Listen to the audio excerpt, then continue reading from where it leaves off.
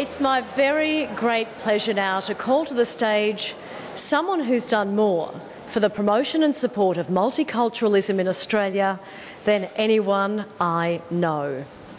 His recently released book, In Someone Else's Shoes, has fast become a must-read for anyone interested in the immigrant experience. I've read it and reread it, can I tell you, and it's a phenomenal book. It's absolutely fascinating. He came to Australia from Lebanon, literally wearing someone else's shoes, and he epitomises the kind of success that we celebrate here this evening. Please welcome the founder and still the biggest supporter and sponsor of the Ethnic Business Awards, Mr. Joseph Asif.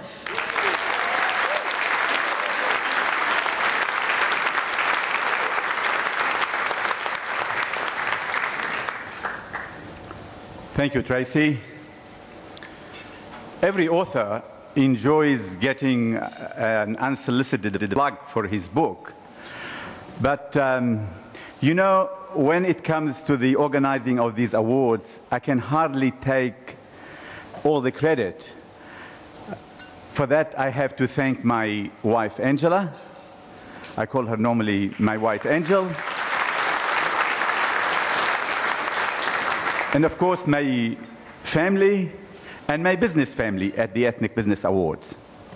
So, Your Excellency, Ms. Quintin Bryce, Governor-General of the Commonwealth of Australia, Your Excellencies, heads of the various diplomatic missions represented here tonight, honourable members, esteemed judges, sponsors, members of the media, guests, and of course, all our finalists tonight, here we are again.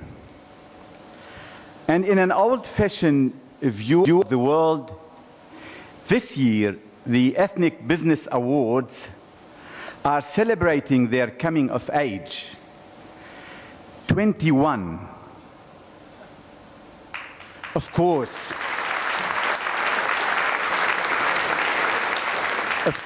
these days, 21 has less meaning. We can drive at 16, vote at 18.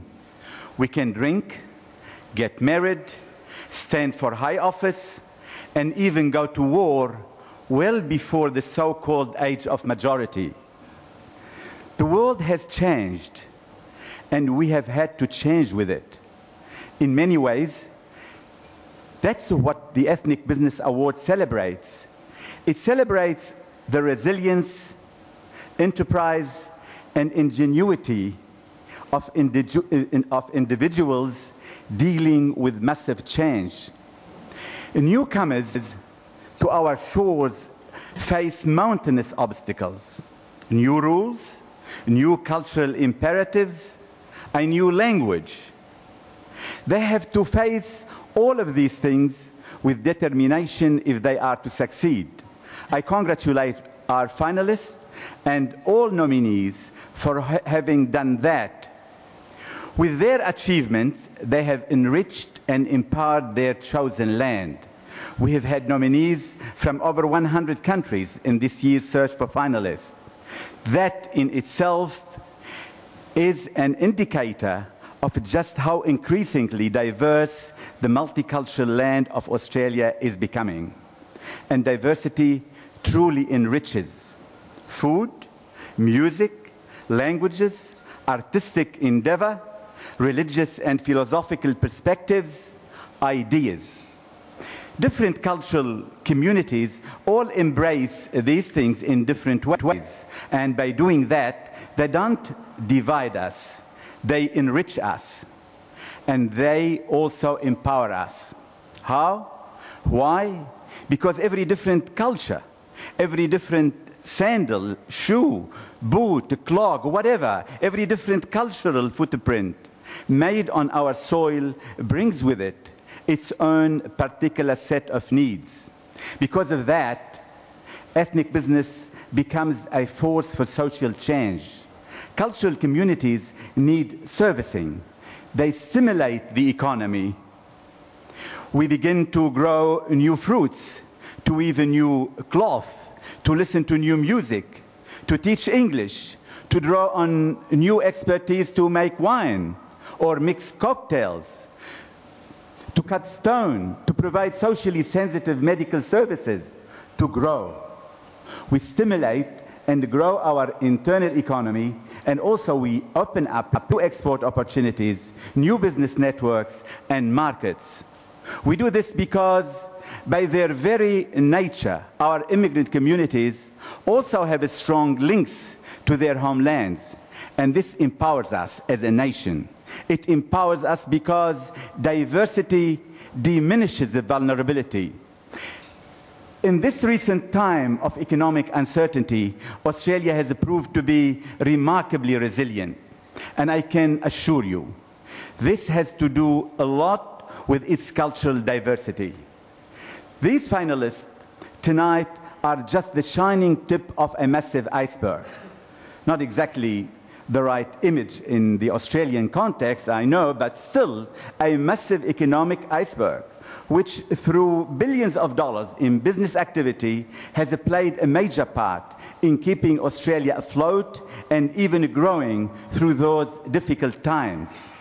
I can only hope that these awards enjoy their own growth, and I'm sure that with the continued support of our sponsors, that will happen.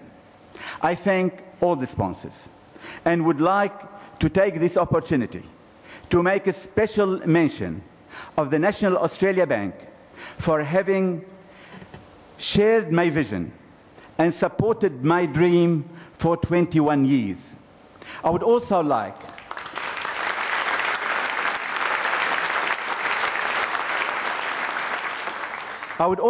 to thank our judges and make particular mention of Carla Zampatti, who has walked my journey since the inception of these awards.